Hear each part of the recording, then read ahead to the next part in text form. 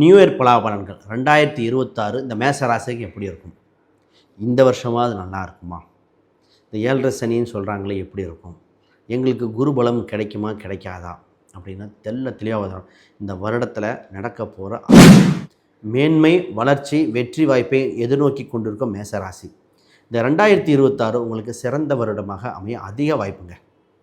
இந்த 7.5 சனி விடுங்க, அதை தாண்டி பல கிரகம் இருக்குது. இந்த வருடம் தொடங்கும் பொழுது உங்கள் ராசி அதிபதி 9ஆம் வீட்டில் கூட 9ஆம் அதிபதி பார்வையோட செவ்வாய், சுக்கிரன், கூடவே புதன், இத்தனை கிரக காம்பினேஷனில் வருது.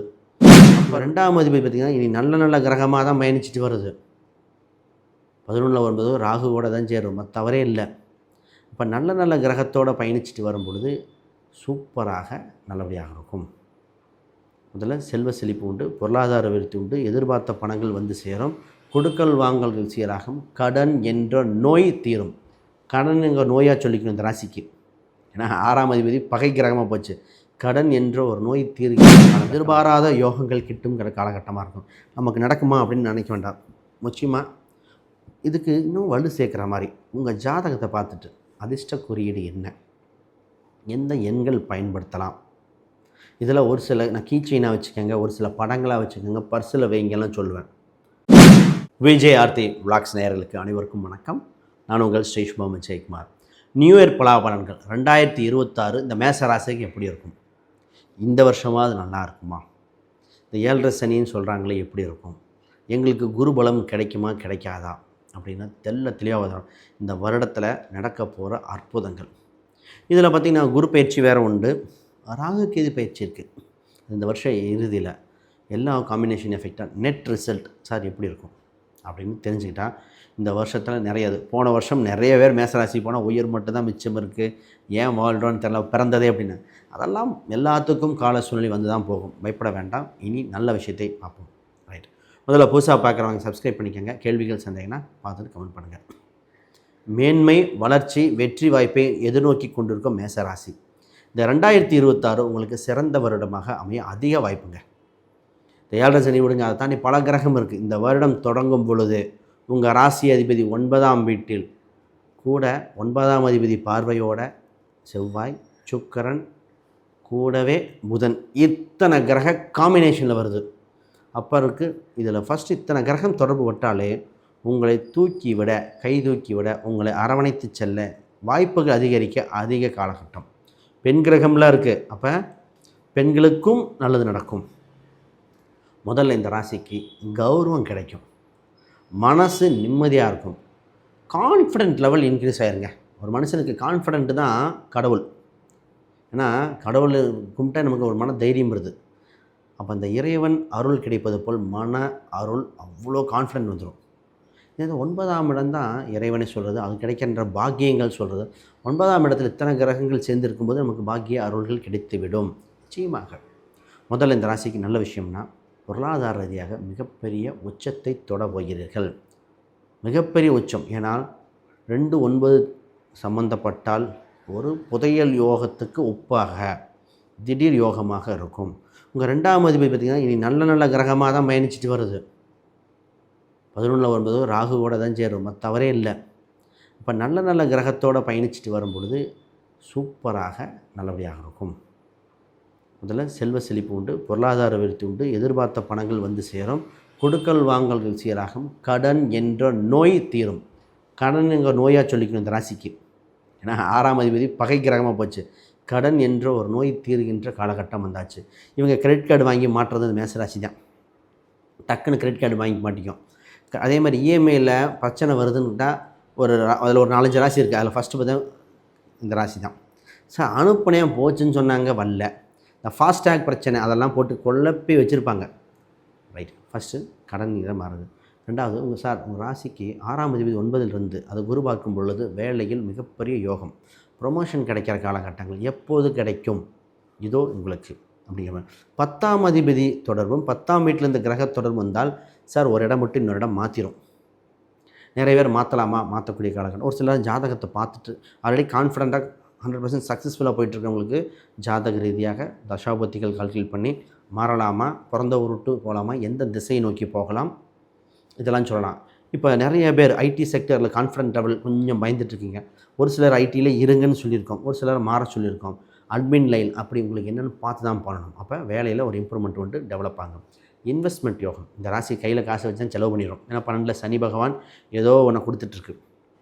அப்போ இன்வெஸ்ட்மெண்ட் யோகம் என்ன அப்படின்னா, கையில் இருக்கிற பொருளை ஒரு ஃபிக்ஸ்டு டெபாசிட்டோ ஆர்டியோ நகை வாங்கி வைக்கிறதோ ஒரு முதலீடு செய்கிறதோ சிறுக சிறுக குருவி போல் சேர்த்தால் இந்த ராசி ஜெயிச்சிருங்க.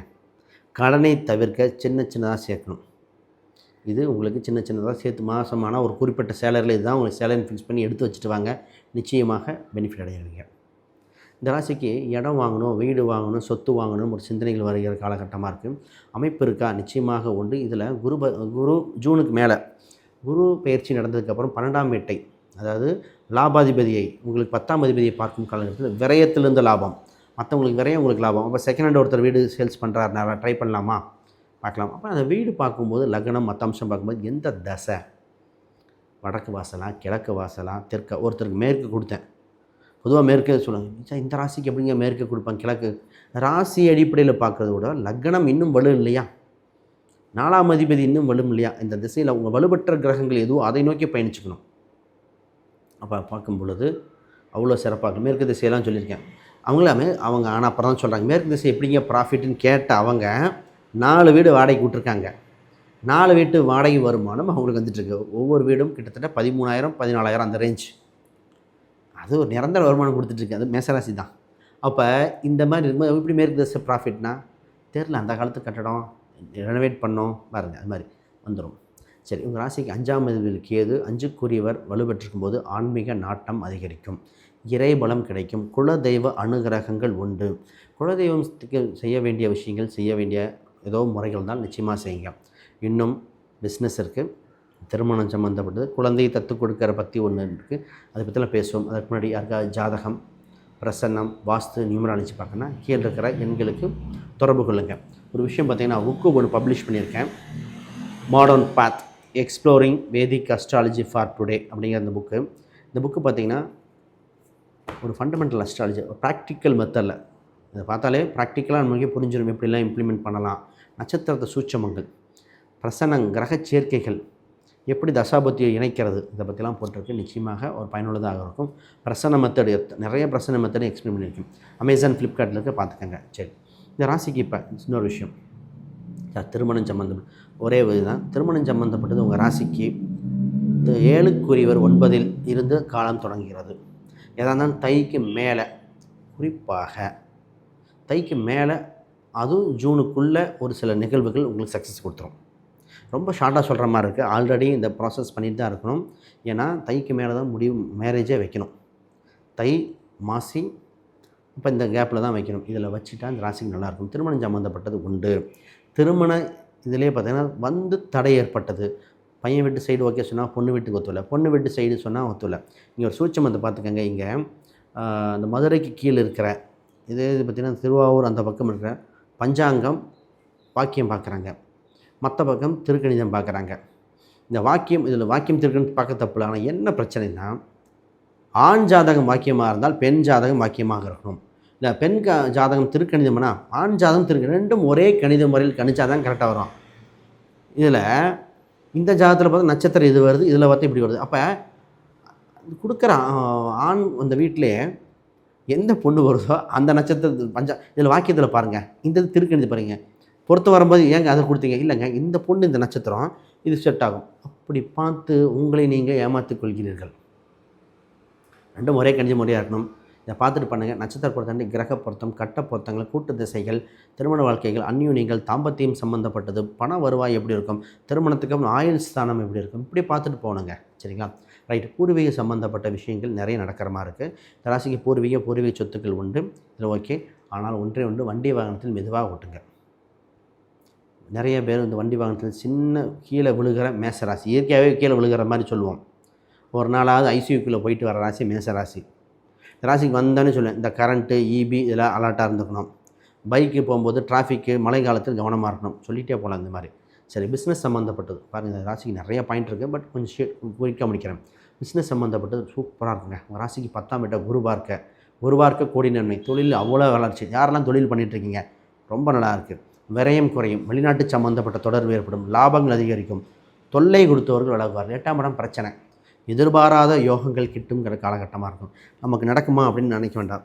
முக்கியமாக இதுக்கு இன்னும் வலு சேர்க்குற மாதிரி உங்கள் ஜாதகத்தை பார்த்துட்டு அதிர்ஷ்ட குறியீடு என்ன, எந்த எண்கள் பயன்படுத்தலாம், இதில் ஒரு சில நான் கீச்செயினாக வச்சுக்கோங்க, ஒரு சில படங்களாக வச்சுக்கோங்க, பர்ஸில் வைங்கெல்லாம் சொல்லுவேன். அதெல்லாம் அவ்வளோதான் இருக்கும். நான் ஒரு இதில் சொன்னேன், ஒரு குறிப்பிட்ட ராசிக்கு சொல்லி பர்ஸில் 2 வெள்ளி காசு வச்சுக்கோங்கண்ணா. அவர் இன்னும் சொல்லுது வெள்ளி காசு வச்சதுக்கப்புறம் எப்படி வந்துச்சுன்னு தெரியல அப்படின்னார். அது மாதிரி ஒவ்வொரு ராசிக்கு மாறும். ஒருத்தர் பிரேஸ்லெட் போட சொல்லுவோம், ஒருத்தருக்கு சினிமா செலிப்ரிட்டி சம்மந்தப்பட்ட கடைகளுக்கு வைக்க சொல்லலாம். அது மாதிரி மாறிக்கிட்டே இருக்கும். அது மாதிரி உங்களுக்கு டெவலப் பண்ணலாம். ரைட். ஹெல்த் சம்மந்தப்பட்டது உங்களுக்கு ஜீரணம் சம்மந்தப்பட்டதை பார்த்துக்கங்க. ரொம்ப லாங் டேர்ம் சளி சம்மந்தப்பட்டு ஜீரணம் சம்மந்தப்பட்டது மேஜர், மற்றது கால் சம்மந்தப்பட்டது எல்லா ஏஜ் குரூப்புக்கு தகுந்த மாதிரி மாறும். ஆக மொத்தம் பிரச்சனையிலேருந்து வியாதியிலேருந்து மீண்டு வர தான் வாய்ப்பு அதிகம்.